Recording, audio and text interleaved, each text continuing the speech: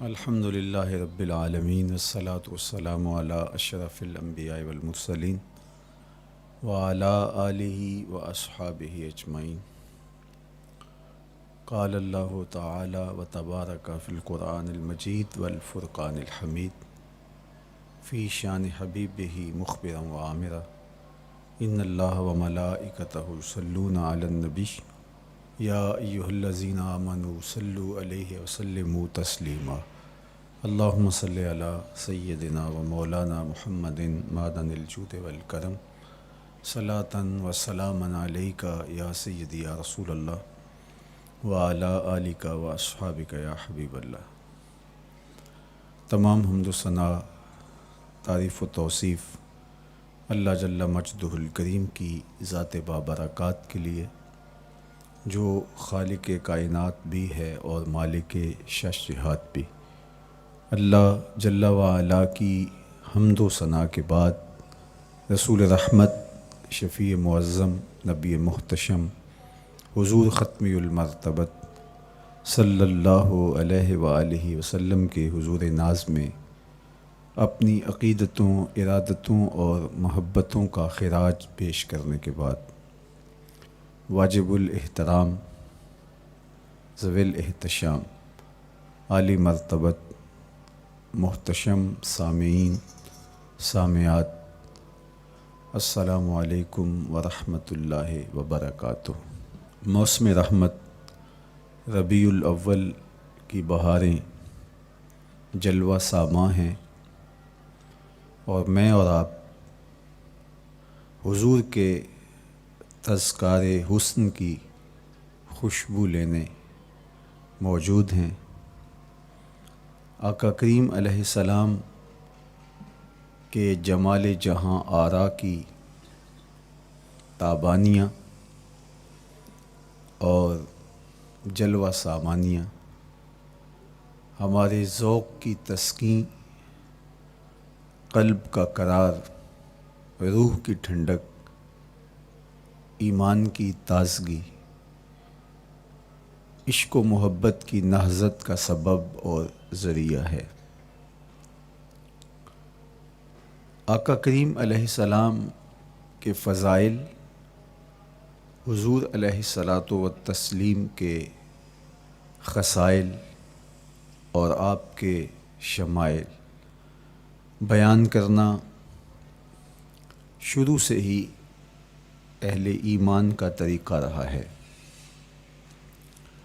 خصائل حضور کی سیرت کے عنوان کو کہا جاتا ہے، فضائل حضور کی عظمت و رفعت حضور کے معجزات کا عنوان ہے، شمائل حضور کے اعضائے نور کا تذکرہ جاں فضا ہے، حضور کے حسن و جمال کی باتیں ہیں۔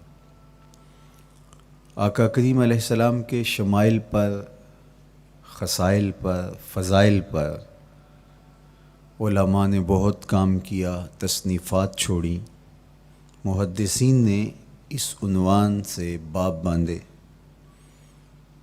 قیامت تک آنے والی انسانیت کے لیے حضور کی سیرت، حضور کے کردار کے عنوانات کتب میں نقش ہیں۔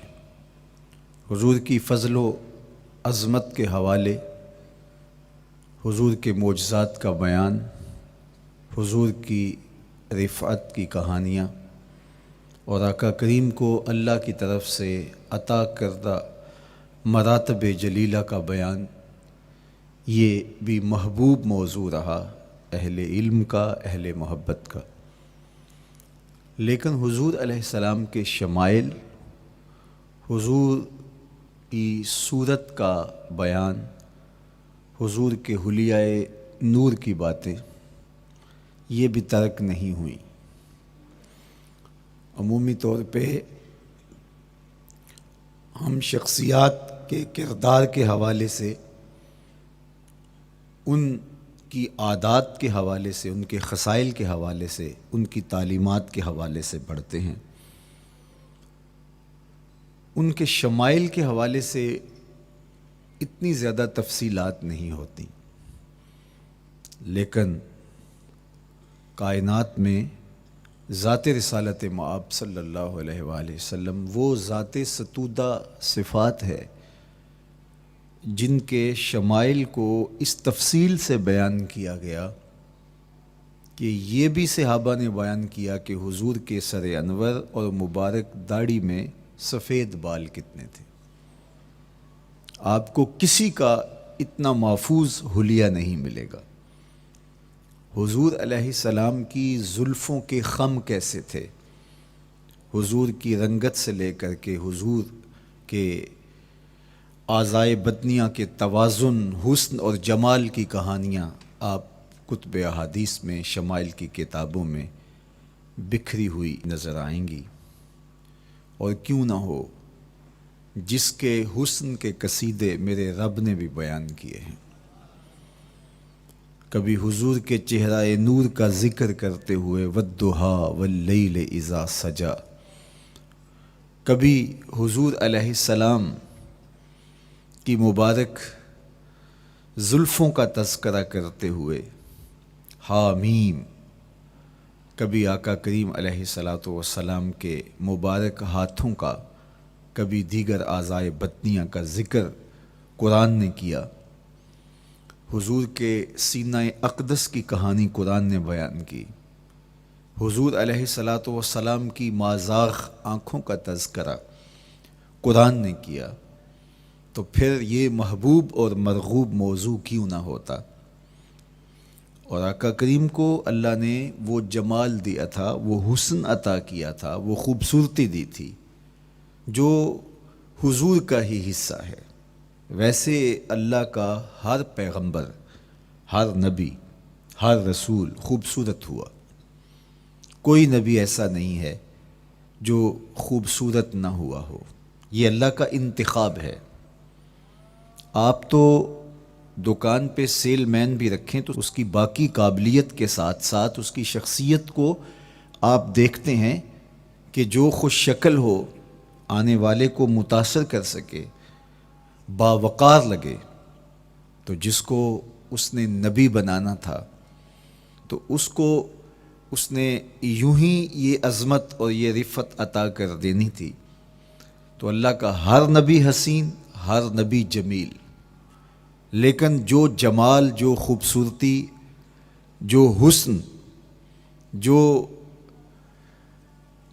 شان و شوکت اللہ نے میرے اور آپ کے آقا و مولا حضور ختمی المرتبت کو عطا کی، وہ حضور کا ہی مقسوم ہے، وہ حضور علیہ السلام کا ہی حصہ ہے۔ سر انور سے لے کر پائے نور تک حضور کا ہر عضو بدن خوبصورتی کا مرقع اور جمال کا معیار ہے۔ خوبصورتی کیا ہوتی ہے، حسن محمد کو دیکھ لو۔ کوئی عیب، کوئی نقص حضور کے پاکیزہ وجود میں نہیں رکھا گیا۔ خلقت مبرأ من کل عیب، حضور کے سامنے حضرت حسان بن ثابت نے یہ پڑھا اور آقا کریم نے اس پر خوشی کا اظہار کیا اور اللہ کی بارگاہ میں دعا کی، اللہم ایدہ بروح القدس، جبریل امین سے اللہ اس کی مدد فرما۔ تو انہوں نے یہ بات کہی کہ آپ کو ہر عیب سے مبرہ رکھا گیا ہے، آپ کا پیکر نور، آپ کا وجود مسعود حسن و جمال کا ایسا مرقع بنایا گیا کہ جس میں کوئی نقص نہیں رکھا گیا۔ صوری حسن بھی عطا کیا گیا، مانوی حسن بھی عطا کیا گیا۔ حضور کے اعضاء کا جو ظاہری حسن تھا وہ بھی اپنی مثال آپ تھا، اور جو باطنی جمال اور باطنی حسن اور باطنی کمال عطا کیا گیا تھا وہ بھی اپنی مثال آپ ہے۔ اگر حضور علیہ السلام کے مبارک ہاتھوں کو جمال دیا گیا ہے، لیکن جو توانائی عطا کی گئی، جو طاقت عطا کی گئی، ید اللہ کے جو جلوے ان ہاتھوں میں رکھے گئے، وہ بھی ایک دل آویز کہانی ہے۔ اگر آنکھوں کی پتلیاں خوبصورت ہیں اور آپ کی مبارک آنکھوں کی چمک سے کائنات اس کو دیکھ کر کے مبہوت ہو جاتی ہے، مازاق کے کجلے اس میں رکھے گئے ہیں، لیکن اس کا معنوی حسن بھی دیکھیے کہ حضور بیٹھے مدینے میں ہیں اور جنت کا مشاہدہ کر رہے ہیں۔ وہ توانائی بھی عطا کی گئی کہ جس طرح روشنی میں دیکھا جاتا ہے حضور اسی طرح اندھیرے میں دیکھتے ہیں۔ فرمایا صحابہ صفیں سیدھی رکھا کرو، مت سمجھو کہ میں صرف آگے دیکھتا ہوں، میں آگے بھی دیکھتا ہوں، میں پیچھے بھی دیکھتا ہوں، میں تمہارے رکوع بھی دیکھتا ہوں اور دلوں میں پیدا ہونے والے خشوع بھی دیکھتا ہوں۔ اقبال بولے اے فروغت صبح آثار و دہور، چشم تو بی نندائے ما فی الصدور۔ لوگوں کی نظریں تو سینے کے اوپر دیکھتی ہیں، اے آمنہ کے در یتیم تیری نظر تو سینے کے اندر چھپے راز بھی دیکھتی ہے۔ تو صوری حسن بھی اور معنوی حسن بھی اللہ نے اپنے محبوب کو عطا کیا، اور اللہ جل شانہ نے وہ جمال دیا حضور کو کہ جو دیکھتا وہ دیکھتا ہی رہ جاتا۔ ایسی چمک، ایسی رعنائی، ایسی خوبصورتی اور ایسا جمال تھا، دیکھنے والے کہا کرتے ہیں اللہ اللہ، یاد آتا ہے خدا دیکھ کے صورت تیری۔ کتنے لوگ ہیں جنہوں نے صرف حضور کے چہرے کو دیکھا اور لبوں پہ کلمہ جاری ہو گیا۔ معروف نام حضرت عبداللہ بن سلام رضی اللہ تعالیٰ عنہ کا ہے۔ یہودیوں کے بہت بڑے حبر تھے، بہت بڑے عالم تھے۔ حضرت یوسف علیہ السلام کی اولاد سے تعلق تھا، اور اس معاشرت میں ایک وقار کی مسند پہ براجماں رہتے، لیکن جو ہی حضور علیہ السلام مکے سے ہجرت فرما کے مدینہ تشریف لائے تو یہ حضور کو دیکھنے آئے۔ با فضل الصدقہ اٹھا کر دیکھیے کہ ایک مناظرہ ترتیب دیا انہوں نے کہ ان سے یہ بات کروں گا، یہ سوال کروں گا، یہ اعتراض اٹھاؤں گا، لیکن جب حضور کی مجلس میں پہنچے اور آقا کریم علیہ السلام کے رخ زیبا کو دیکھا تو سارے سوال بھول گئے۔ رومی بولے اے لقائے تو جواب ہر سوال، حل شود ہر مشکلت بے کی لوکال۔ تیری ملاقات ہی تو سارے سوالوں کا جواب ہے، تیرا ایک بار دیکھ لینا ہی تو سارے مسئلے حل کر دیتا ہے۔ تو سوالات کا ایک ڈھیر اٹھائے لائے تھے، ایک گٹھڑی باندھ کے لائے تھے سر پہ رکھ کے، لیکن جو ہی حضور کو دیکھا تو وہ جو گٹھڑی باندھ کے لائے تھے اس کی گرہیں ڈھیلی ہونے لگی، پھر سوال تتلیوں کی طرح اڑنے لگے، اور حضور کو دیکھا تو کوئی سوال ہی باقی نہ رہا۔ اب آقا کریم نے فرمایا عبداللہ ابن سلام آؤ کدھر آئے ہو؟ یہ تو مناظرہ کرنے آئے تھے، سودا لینے کے لیے بازار گئے ہم، ہاتھ اس کے بکے جس کے خریدار گئے ہم۔ لیکن جب آقا کریم نے پوچھا کہ آؤ کدھر آئے ہو تو انہوں نے کہا حضور میں آپ کا غلام بننے آیا ہوں، تیری تک کے ادامہ میں مرید ہو گئے، حضور کے ہاتھ پہ بیعت اسلام کر لی۔ اب جن لوگوں نے عبداللہ ابن سلام کو تیار کر کے بھیجا تھا وہ امید میں تھے کہ تھوڑی دیر کے بعد ہم سنیں گے کہ انہوں نے سخت سوال کیے اور مسلمانوں کے نبی ان کا جواب نہیں دے پائے، لیکن جب ان کے کانوں تک یہ خبر پہنچی کہ عبداللہ بن سلام نے تو کوئی سوال ہی نہیں کیا بلکہ وہ محبوب کی نگاہوں کا شکار ہو گئے، اور انہوں نے دیکھتے ہی حضور پر تن من سب کچھ نچھاور کر دیا اور لبوں پہ کلمہ جاری ہو گیا، تو وہ صبر نہ کر سکے اور عبداللہ ابن سلام کے پاس پہنچے اور جا کے کہا کہ تو نے یہودیت کی ناک خاک آلود کر دی، تم نے کوئی سوال کیا ہوتا، انہوں نے جواب دیا ہوتا اور پھر تم نے مان لیا ہوتا تو ہم سمجھ جاتے کہ ایک عالم تھا، علمی پیاس بجھ گئی، مطمئن ہو گیا، لیکن یہ عجیب کہانی ہے، سنا ہے تم نے کوئی سوال بھی نہیں اٹھایا، انہوں نے جواب بھی نہیں دیا، بس تم نے ان کو دیکھا اور دیکھتے ہی تمہارے لبوں پہ کلمہ جاری ہو گیا، تو یہ کیا کہانی ہوئی؟ تو عبداللہ ابن سلام نے جو جواب دیا وہ آب زر کے ساتھ لکھنے کے قابل ہے۔ انہوں نے کہا کہ یہ بات میری سمجھ میں بھی نہیں آئی، جب میں اس آقا و مولا کی چوکھٹ پہ پہنچا اور میں ان سے سوال کرنے کے لیے لفظوں کو ابھی ترتیب ہی نہیں دیا تھا کہ میری نظر ان کے جمال جہاں آرا پہ پڑ گئی، اب عبداللہ بن سلام کے لفظ سنیے، فرماتے ہیں فلما تبینت وجہہ عرفت ان وجہہ لیس بوجہ کذاب، جب میں نے ان کے جمال جہاں آرا کو دیکھا، چہرہ نور کو دیکھا، رخ زیبا کی زیارت کی، تو میں نے پہچان لیا یہ چہرہ کسی جھوٹے کا ہو ہی نہیں سکتا ہے۔ دیکھنے والے کہا کرتے ہیں اللہ اللہ، یاد آتا ہے خدا دیکھ کے صورت تیری۔ اللہ نے صورت ہی ایسی بنائی، جمال ہی ایسا دیا، خوبصورتی ہی ایسی دی کہ جو حضور کو دیکھتے وہ دیکھتے ہی رہ جاتے۔ تو کتنے لوگ تھے کہ جنہوں نے محض حضور کو دیکھا، پھر اس کے بعد لب کھلے تو کلمہ ہی جاری ہوا۔ وہ خوبصورتی اور وہ جمال اللہ نے اپنے محبوب کو عطا کیا۔ آقا کریم علیہ الصلوۃ والسلام کا ایک ایک عضو بدن خوبصورتی کا مرقع تھا، بلکہ خوبصورتی کا معیار تھا۔ حسن کیا ہوتا ہے، حسن کا معیار کیا ہوتا ہے، جمال کسے کہتے ہیں، خوبصورتی کی تعریف کیا ہے، اعضائے محمد صلی اللہ علیہ وآلہ وسلم کا توازن دیکھ لو، تمہیں پتہ چلے گا کہ حسن کسے کہتے ہیں۔ حضور علیہ السلام کو اللہ تعالیٰ جل شانہ نے جو حسن بخشا، جو جمال دیا، جو خوبصورتی دی، وہ حضور کے مبارک قدموں سے اس کا انداز کیجئے کہ جس کے قدم اتنے سونے ہیں اس کا چہرہ کتنا سونا ہوگا۔ حضرت عبداللہ بن بریدہ رضی اللہ تعالی عنہ حضور کے مبارک قدموں کا ذکر کرتے ہوئے وصف جمال محمد کی کہانی چھیڑتے ہیں اور فرماتے ہیں کانا رسول اللہ صلی اللہ علیہ وآلہ وسلم احسن البشر قدما، کہتے ہیں کہ کائنات میں جتنے سونے قدم میرے حضور کے تھے کسی کے تھے ہی نہیں۔ جو جمال اللہ نے حضور کے مبارک قدموں کو دیا تھا، اللہ اکبر، وہ کسی اور کا مقسوم نہیں تھا۔ خوبصورت قدم۔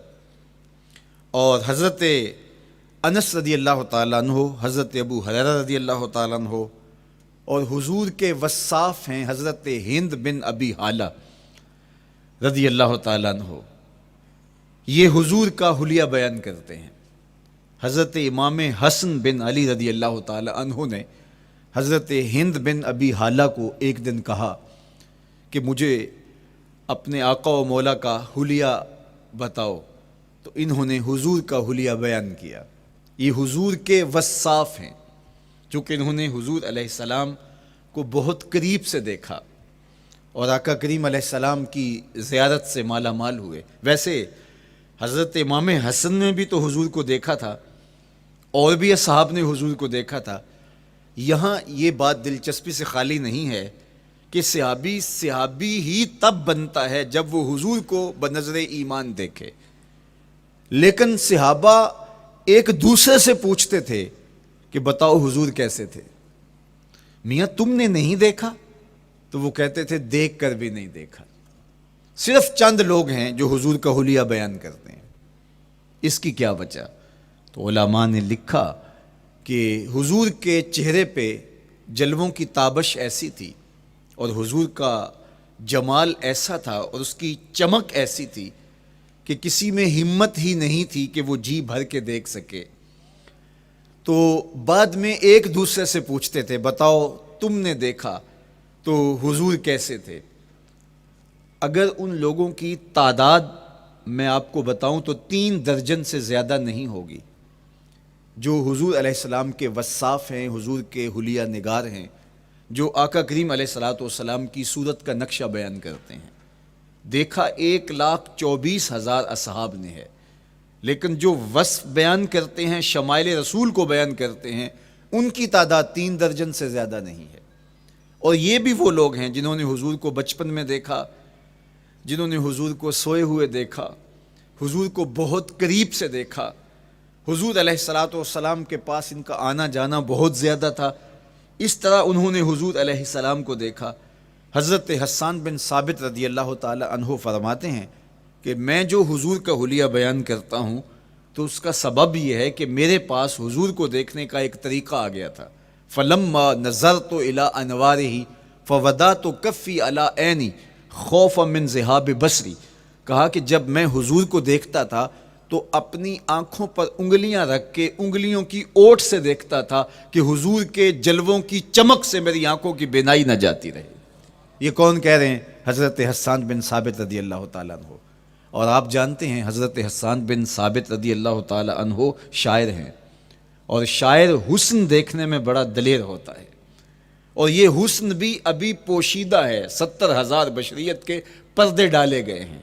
اگر یہ حسن بے نقاب ہوتا تو کوئی جلووں کی تاب ہی نہ لا سکتا۔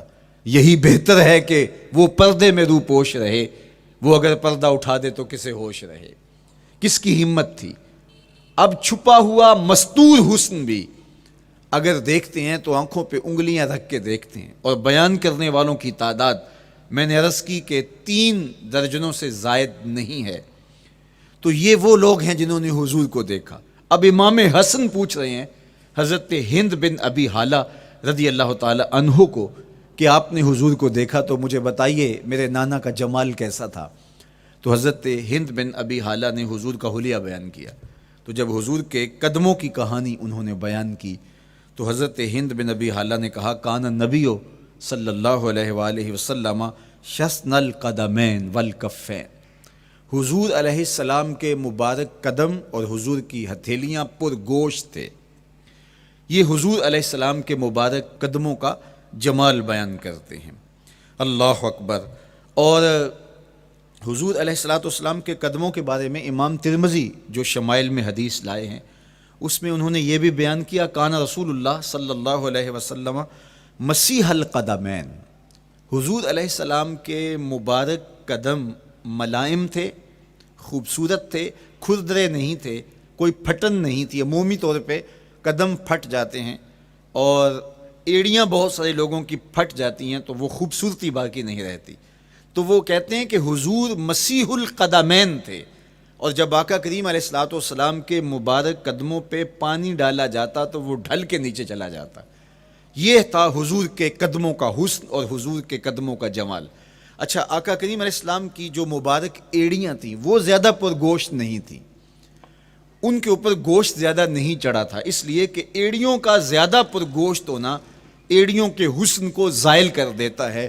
حسن کا مرقع ہی جمال مصطفیٰ ہے، تو اس لیے اللہ نے ایک ایک عضو کو تراش کر کے بنایا ہے، بلکہ پوچھ پوچھ کے بنایا ہے۔ جس طرح حسان بن ثابت رضی اللہ تعالی عنہ کہتے ہیں کأنک قد خلقت کما تشاء، محبوب مجھے تو یوں لگتا ہے جس طرح آپ کے رب نے آپ کو آپ سے پوچھ کے بنایا ہے کہ محبوب بتاؤ کہ میں آپ کے اعضاء کو کیسے توازن اور کیسے حسن اور کیسے جمال دوں۔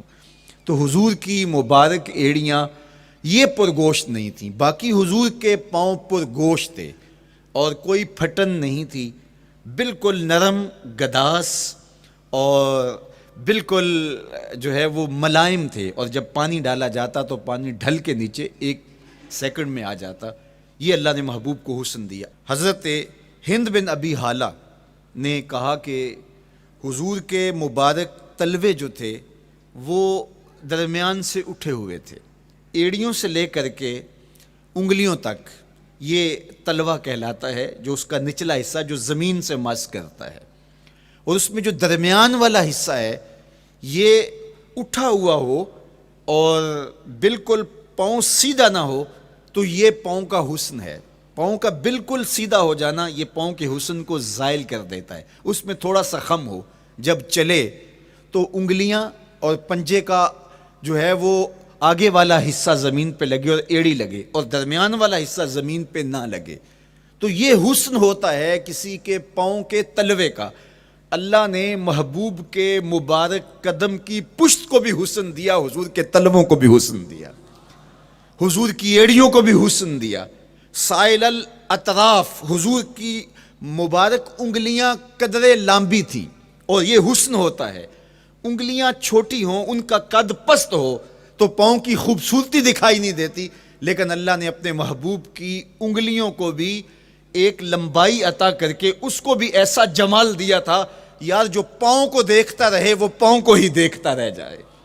اللہ اکبر۔ اچھا، بعض احادیث میں آتا ہے کہ حضور علیہ السلام کے مبارک تلوے جو ہیں لیسا لہا اخمس، یہ لفظ ہیں کہ وہ اخمس نہیں تھے، یعنی وہ درمیان سے اٹھے ہوئے نہیں تھے، تو اس کا کیا مطلب ہے؟ یہ حضرت ابو ہریرہ رضی اللہ تعالیٰ عنہ سے جو مروی روایت ہے اس میں یہ ہے لیس لہا اخمس، اور حضرت ہند بن ابی حالہ سے جو حضور کے مبارک تلووں کا حسن بیان کیا گیا ہے، تو اس میں یہ بیان کیا گیا ہے کہ حضور علیہ الصلوۃ والسلام کا مبارک قدموں کا تلووں کا حسن یہ تھا کہ وہ درمیان سے تھوڑے سے اٹھے ہوئے تھے، اور یہ خوبصورت پاؤں کا جمال ہوتا ہے۔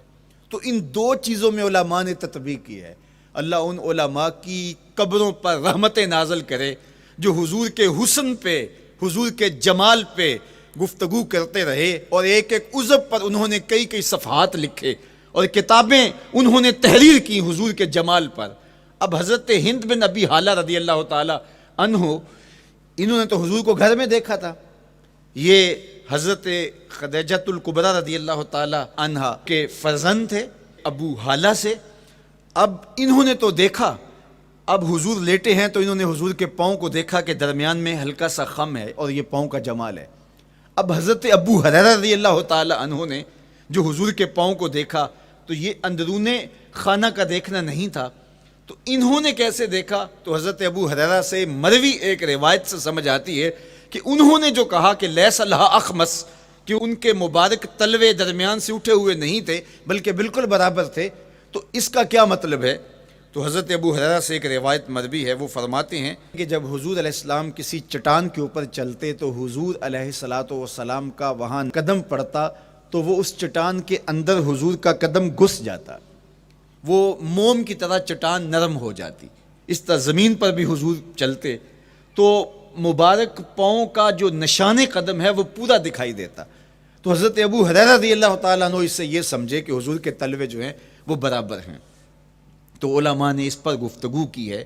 ایک تو حضور جب چلتے تھے تو آقا کریم پورے زور سے قدم زمین پہ رکھتے تھے اور اس وقار سے چلتے تھے کہ جس طرح حضور اونچائی سے نیچے کی طرف اتر رہے ہوں، تو جب پاؤں کو جما کر کے زور سے رکھا جائے تو پھر جو ہے وہ نشان نیچے پڑتا ہے۔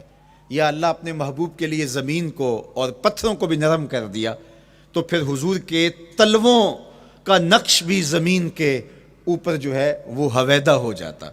سلطان قاتبائی نے ایک ایسا ہی پتھر جس کے بارے میں شنید تھی کہ اس پر حضور کے قدموں کا نقش موجود ہے، تو انہوں نے 20,000 دینار کے اندر وہ خریدا، اور انہوں نے یہ کہا کہ جب میں فوت ہو جاؤں تو حضور کے قدموں کے نشان والا پتھر میری قبر کے سرہانے بطور کتبہ لگایا جائے۔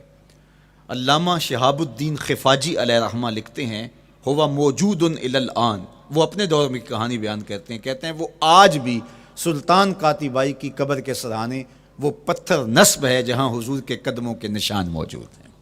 اللہ اکبر۔ تو آقا کریم علیہ الصلوۃ والسلام کے مبارک تلوے، حضور علیہ السلام کی کم گوشت تراشی ہوئی ایڑیاں، اور مسیح القدمین حضور علیہ السلام کے ملائم نرم گداز پاؤں، ان کا حسن اور ان کا جمال، اور آقا کریم علیہ السلام کے قدموں کی انگلیاں جو قدرے لمبی تھیں، اور ان میں جو درمیان والی انگلی تھی وہ زیادہ لمبی تھی، اس پر حضرت میمونہ بنت کردم رضی اللہ تعالی عنہا اس انگلی کا حسن بیان کرتی ہیں، کہتی ہیں مجھے شوق ہوا کہ میں حضور کو دیکھوں، تو اپنے والد گرامی کے ساتھ حجۃ الوداع کے موقع پر میں بھی سعادت حج پا رہی تھی، تو حضور کو ملنے کے لیے جب ہم پہنچے تو آقا کریم اونٹنی کے اوپر سوار تھے، ناکہ پر جلوہ فراز تھے، تو میرے میں ہمت نہ ہو سکی کہ حضور کے چہرے کو دیکھ سکوں۔ ایسا جلوہ، ایسا جمال، اللہ اکبر، اور ایسا روب اور ایسی چمک چہرے کی اور تابشیں تھیں کہ میرے اندر ہمت نہ ہو سکی کہ میں حضور کے چہرہ نور کو دیکھ سکوں۔ اب آقا کریم اونٹنی پہ سوار تھے تو میں حضور کے مبارک پاؤں کو دیکھنے لگی، میں بس حضور کے پاؤں کا جمال اور خوبصورتی دیکھنے لگی، اسی میں کھو گئی۔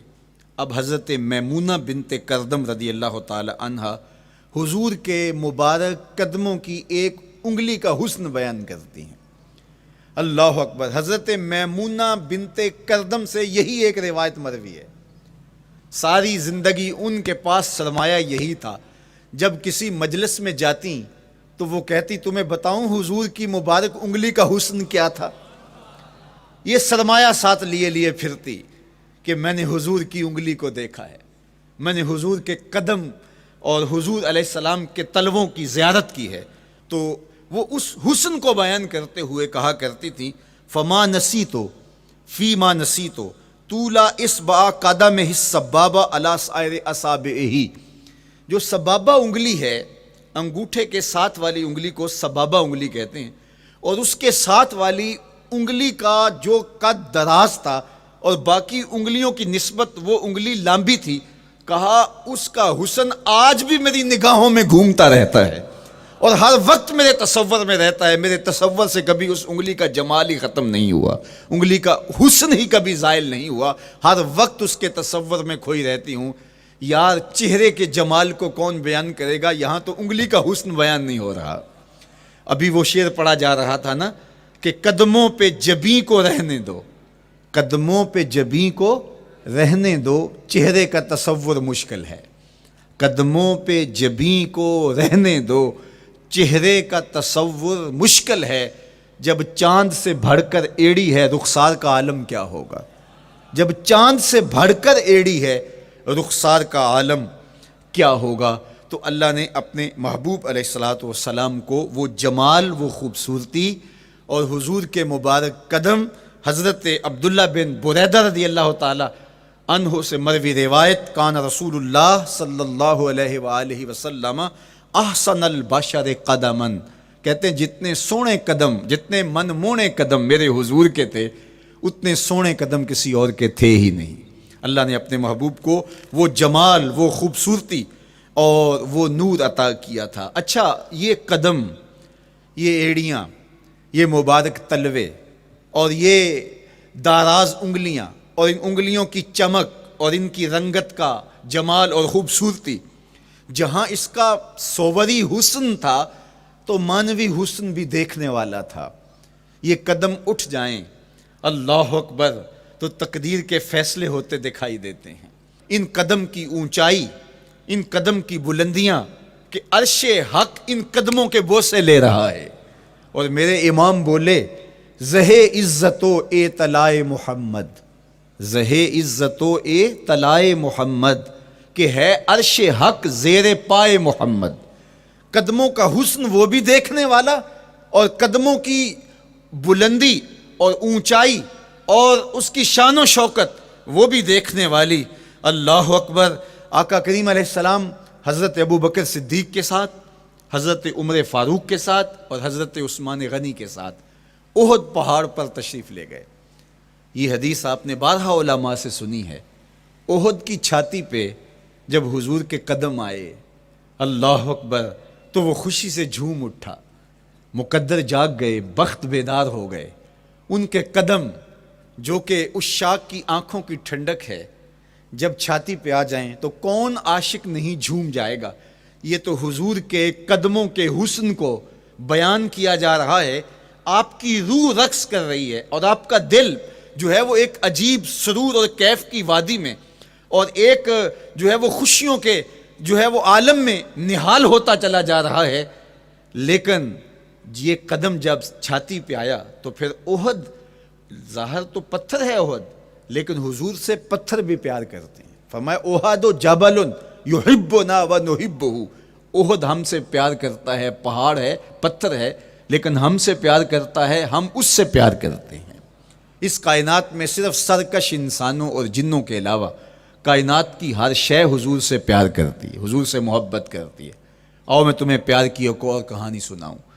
مسجد نبوی ہے، آقا کریم تشریف فرما ہیں، منبر پہ جلوہ فراز ہوئے. ابھی واز کا آغاز ہی کرنا چاہ رہے تھے کہ ایک جانب سے رونے کی آواز آنے لگی. صحابہ کہتے ہیں رونے والا اس درد سے روتا ہے کہ لگتا تھا کلیجہ پھٹ جائے گا. کناقۃ الخلوج، جس طرح اونٹنی کا بچہ بچھڑ جائے اور وہ اس کے غم میں، اس کی جدائی میں درد سے روکتی ہے، چیختی ہے، چلاتی ہے. رونے والے کا انداز درد ایسا ہی تھا اور لگتا تھا کہ جس طرح اس کا کلیجہ پھٹ جائے گا. صحابہ دائیں بائیں دیکھتے ہیں لیکن رونے والا دکھائی بھی نہیں دیتا، اور ماحول کے اندر اس طرح درد پھیل رہا ہے کہ سینوں میں دل لرز رہے ہیں اور عجیب کیفیت طاری ہو گئی. حضور ابھی بیٹھے ہیں، خطبے کا آغاز بھی نہیں ہوا اور رونے والا کیف و درد میں روتا چلا جا رہا ہے۔ فنزل النبی صلی اللہ علیہ وسلم عن المنبر، حضور ممبر سے نیچے تشریف لائے۔ صحابہ کی آنکھیں محو حیرت ہیں، استجاب کا عالم ہے، یہ کون رو رہا ہے اور اتنے درد سے رو رہا ہے اور دکھائی بھی نہیں دے رہا۔ آقا کریم ممبر سے نیچے جلوہ فراز ہوئے، ایک سمت بڑھے، کھجور کا خشک تنا پڑا تھا۔ آج پہلا دن تھا کہ ممبر حضور علیہ السلام کے لیے بچھایا گیا، ورنہ یہ خشک تنا دیوار کے ساتھ جو ہے وہ رکھا گیا تھا اور حضور اس کے ساتھ ٹیک لگا کر کے واز کیا کرتے تھے۔ جب ممبر بن گیا تو اس کو اٹھا کر کے اب اس کی ضرورت نہیں رہی، ایک کونے میں ڈال دیا گیا۔ اب جو ہی حضور ممبر پہ تشریف فرما ہوئے تو اس خشک تنے کا کلیجہ لرز اٹھا اور وہ ایسے روتا تھا جس طرح اونٹنی کا بچہ بچھڑ جائے اور وہ روتی ہے، اس طرح وہ خشک تنا رو رہا تھا۔ اس تنے ہنانا در ہجر رسول زار می نالت چو ارباب عقول، جس طرح عقل والے، جس طرح جو ہے وہ فہم و ادراک رکھنے والے لوگ روتے ہیں درد سے، وہ رو رہا تھا۔ آقا کریم علیہ السلام اس کے پاس گئے اور اس کو اپنی آغوش میں سمیٹ لیا۔ بچھڑا ہوا بچہ جب اپنی ماں کو ملے تو اس کی ہچکیاں بن جاتی ہیں، اس کی گھگی بن جاتی ہے، تو یہی کیفیت اس کی ہو گئی اور آقا کریم اپنا دست رحمت اس کے اوپر پھیرتے چلے جاتے ہیں۔ بتدریج اس کی سسکیاں، اس کے رونے کی آواز کم ہوتی چلی جا رہی ہے۔ آہستہ آہستہ وہ خاموش ہو گیا۔ حضور پھر دوبارہ تشریف لائے اور ممبر پہ خطبہ دینے سے قبل صحابہ کی آنکھوں میں استجاب کا عالم دیکھا، حیرت کی فراوانی دیکھی۔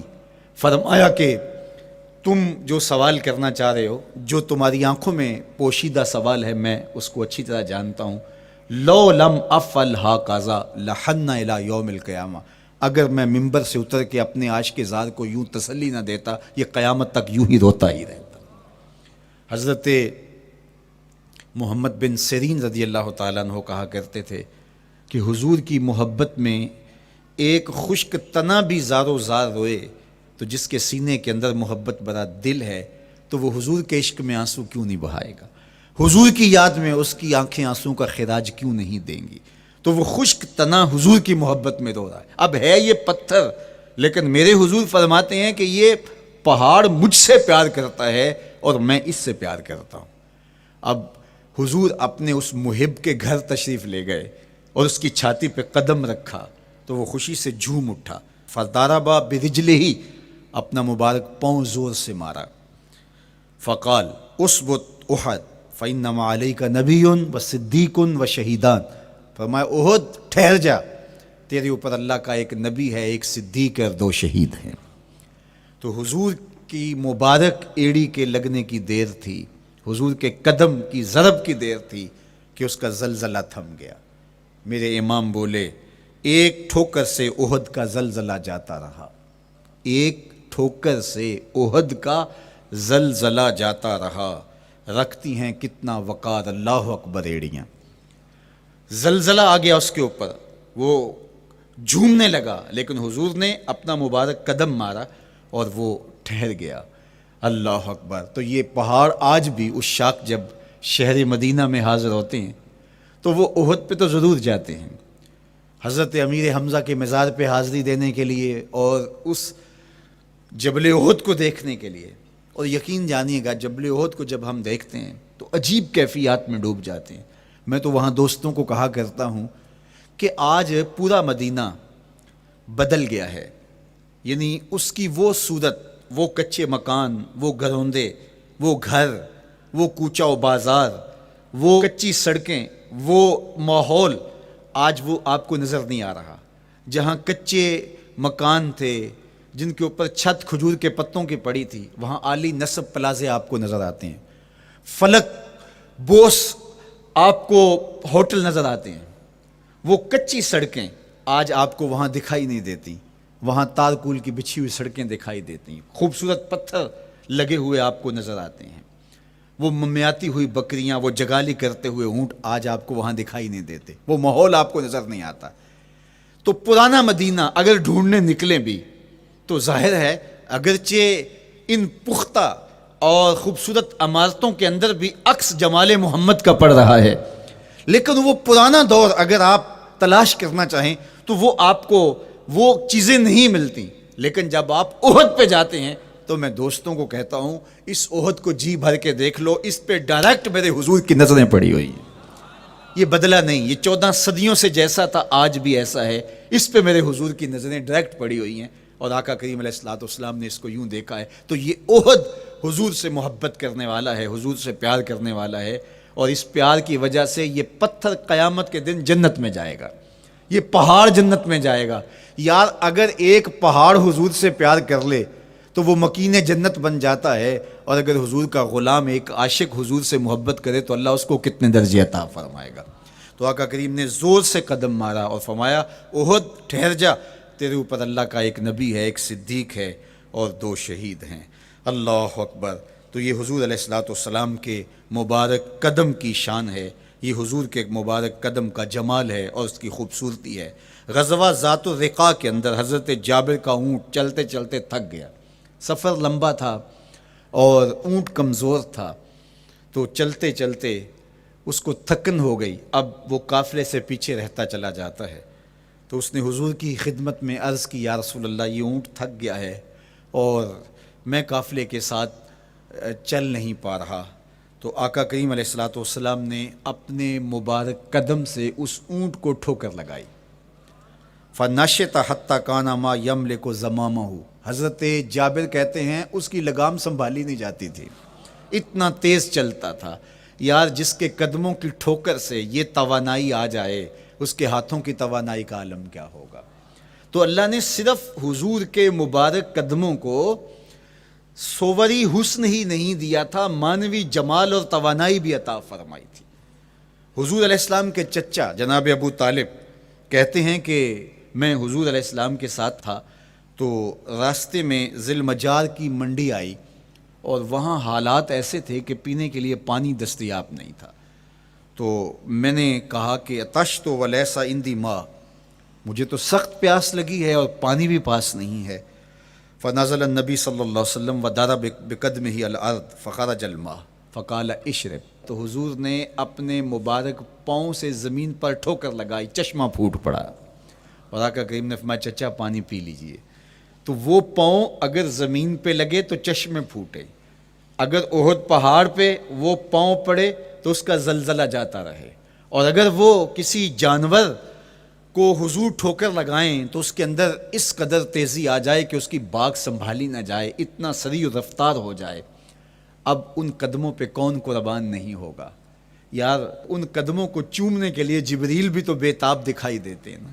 معراج کی شب جب جبریل حاضر خدمت ہوئے، حضور محو استراحت ہیں، تو جبریل عرض گزار ہوئے، مالک تیرا محبوب تو سو رہا ہے۔ اللہ اکبر، تبارک اللہ، شان تیری تجھی کو زیبا ہے بے نیازی، کہیں پہ جوش لن ترانی، کہیں تقاضے وصال کے تھے۔ ایک کوہ طور پہ خود چل کے جاتا ہے اور عرض گزار ہوتا، رب آرنی انظر الیک، مالک تجھے دیکھنا چاہتا ہوں۔ اللہ اکبر، سراپا چشم بنا ہوا ہے اور کہتا ہے مالک میں تجھے دیکھنا چاہتا ہوں۔ جواب کیا آتا ہے؟ لن ترانی، تم نہیں دیکھ سکتے، میرے جلووں کی تاب نہیں لا سکتے۔ ایک خود چل کے جا رہا ہے اور تقاضۂ رویت کرتا ہے، اور جواب آتا ہے لن ترانی، اور ایک سویا ہوا ہے چادر اوڑھ کے، اور جبریل کہتے ہیں محبوب اٹھیے، رب آپ کو بلا رہا ہے۔ تبارک اللہ، شان تیری تجھی کو زیبا ہے بے نیازی، کہیں پہ جوش لن ترانی، کہیں تقاضے وصال کے تھے۔ تو جبریل حاضر خدمت ہوئے، حضور استراحت میں ہیں، تو آواز آئی یا جبریل و قبل قدم ہے، میرے محبوب کے قدموں کو چوم لے۔ اب جبریل حضور علیہ السلام کے قدموں کو بوسے دے رہے ہیں۔ کسی نے جبریل سے تصور کے عالم میں پوچھا، حضور کے قدم چومے، حضور کے تلووں کو بوسے دیے، بتا کیفیت کیا ملی؟ تو بولے نہ جنت کی کلیوں میں دیکھا مزہ جو محمد کی تلیوں میں دیکھا۔ وہ سرور وہاں جو نصیب ہوا۔ وفد عبد القیس جب مدینہ المنورہ آیا تو ان میں ایک صاحب میں، وہ کہتے ہیں میں دوڑتا ہوا حضور کے پاس آیا، بس بے چینی تھی، اضطراب تھا۔ جب آپ مدینہ المنورہ میں جاتے ہیں تو آپ کو جا کے گاڑی اتارتی ہے اور آپ ہوٹل میں سامان رکھتے ہیں، تو پھر کتنی جلدی ہوتی ہے کہ جلدی سے غسل کریں اور جلدی سے نیا لباس پہنیں اور جا کے ہرے گنبد کو دیکھیں، حضور کی مبارک مسجد کی زیارت کریں، ان کوچہ و بازار میں جائیں جہاں حضور کے مبارک قدم لگے تھے۔ اللہ اکبر۔ تو اب یہ وفد عبد القیس جب آیا تو ان میں ایک صحابی حضرت زرع رضی اللہ تعالیٰ عنہ فرماتے ہیں کہ میں پھر تیزی کے ساتھ گیا اور پھر ہم جا کے حضور کے ہاتھ بھی چومنے لگے، حضور کے قدم بھی چومنے لگے۔ یہ سعادت مند قدم جن کے بوسے صحابہ دیتے ہیں، کبھی جبریل کے بوسہ گاہ بنتے ہیں، کبھی احد پہاڑ کی چھاتی ان قدموں کو چومتی ہے۔ یہی قدم ایک موقع ایسا آتا ہے یاد خدا میں، اللہ کے شکرانے میں، نماز میں لمبے قیام میں سوج جاتے ہیں، اور میرا مالک کہتا ہے اے چادر اوڑھنے والے ساری رات جاگا نہ کر، کبھی سو بھی لیا کر۔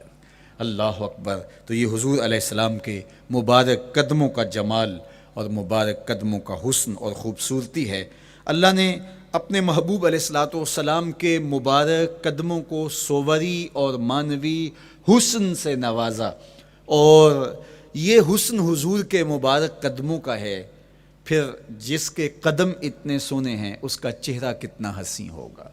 ایک سوال اٹھ سکتا ہے کہ حضور کے حسن کو بیان کرنے کا مقصود کیا ہے؟ تو صاحب، کسی کے حسن کو بیان کرنے کا مقصود یہی ہوتا ہے کہ اس سے پیار اور محبت کا ربط قائم ہو، اور اگر قائم ہے تو مضبوط ہو۔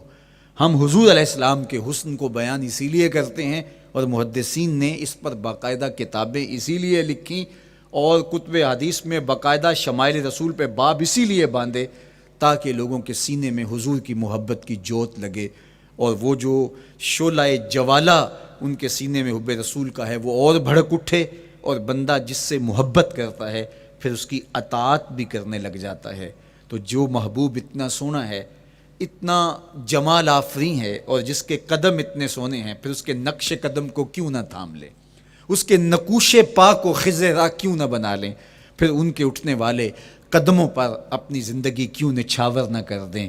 اگر سر پہ رکھنے کو مل جائے نقش نال حضور تو کہیں کہ ہاں تاجدار ہم بھی ہیں۔ یعنی وہ قدم تو قدم رہا، اس قدم کی رعنائیاں، اس کی خوبصورتیاں، اس کا جمال اور اس کا حسن تو حسن رہا۔ جہاں وہ مبارک قدم لگا، جہاں وہ نقش لگا، اگر وہ نقش بھی سر پہ رکھنے کو مل جائے تو کہا کہ اگر سر پہ رکھنے کو مل جائے نقش نال حضور، حضور علیہ السلام کا قدم تو جزو بدن رسول ہے۔ حضور علیہ السلام کے مبارک قدموں میں وہ جو نالین تھی، اس نالین کا بھی نقش وہ اگر سر پہ رکھنے کو مل جائے تو ہم زمانے کے تاجدار کہلائیں گے، اور جن کے سر پہ حضور کا قدم آ جائے ان کا مرتبہ کیا ہوگا۔ تو یہاں اس نقش کو بھی دیکھیے، حضور کے مبارک قدموں میں جو نالین آیا اس کو نالین شریف کہتے ہیں۔ اس نال کو نال شریف یا ان نالین کو نالین شریف کہا جاتا ہے، اس لیے کہ وہ حضور کے مبارک جسم سے جڑ گئے، حضور سے ان کا ربط پیدا ہو گیا، وہ جزو بدن رسول نہیں ہیں، تو اس کا یہ مرتبہ ہے۔ تو پھر حضور علیہ السلام کی شان اور حضور کی عظمت کیا ہوگی، اللہ اکبر۔ بلکہ حضور علیہ السلام کے نالین جہاں رکھے جائیں، وہ کسی نے کہا نا کہ ذرے اس خاک کے تابندہ ستارے ہوں گے، ذرے اس خاک کے تابندہ ستارے ہوں گے جس جگہ آپ نے نالین اتارے ہوں گے۔ وہ جگہ جہاں حضور کے قدم نہیں، حضور کے قدموں سے مس ہوئے ہوئے نالین رکھے جائیں، وہاں جو ذرے اس نالین کے تلووں کو چومتے ہیں وہ بھی آسمان کے ستاروں سے اس شاخ کو حسین دکھائی دیتے ہیں، وہ بھی زیادہ چمکدار دکھائی دیتے ہیں، اور اس شاخ کی آنکھوں کا سرما اور ان کے دل کا قرار اور روح کی ٹھنڈک قرار پاتے ہیں۔ تو یہ ہے حضور علیہ السلام کی نسبت کا احترام اور حضور کی محبت کا اثر جو اس شاخ کے سینے میں محسوس کیا جاتا ہے۔